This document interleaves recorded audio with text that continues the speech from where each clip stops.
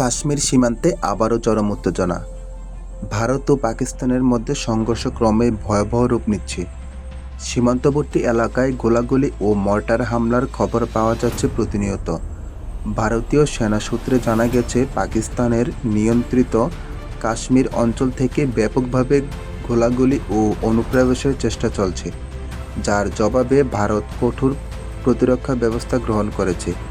এই দ্বিপাক্ষিক উত্তেজনায় এবার আন্তর্জাতিক শক্তিগুলো জড়িয়ে পড়েছে। ভারতের পক্ষে অবস্থান নিয়েছে ইসরায়েল।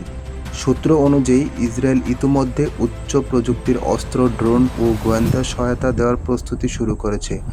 পাশাপাশি সামরিক প্রশিক্ষণ ও সাইবার সহযোগিতার কথাও উঠে এসেছে কূটনীতিক আলোচনায়।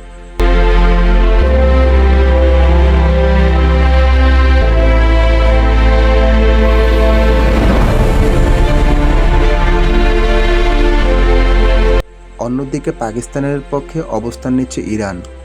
ইরান সামরিক কমান্ডের এক বিবৃতিতে জানানো হয়েছে, পাকিস্তান আমাদের প্রতিবেশী ও গুরুত্বপূর্ণ মুসলিম রাষ্ট্র।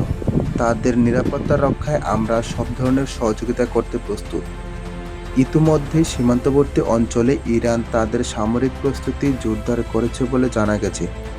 বিশ্লেষকরা বলেছেন, এই সংঘাত যদি বিস্তৃত আকার ধারণ করে তবে দক্ষিণ এশিয়া জুড়ে নিরাপত্তা সংকটের সৃষ্টি হতে পারে এবং বৈশ্বিক রাজনীতিতে তার প্রভাব পড়বে। সাধারণ মানুষ সীমান্ত এলাকায় গ্রাম ছেড়ে নিরাপদ স্থানে আশ্রয় নিচ্ছেন।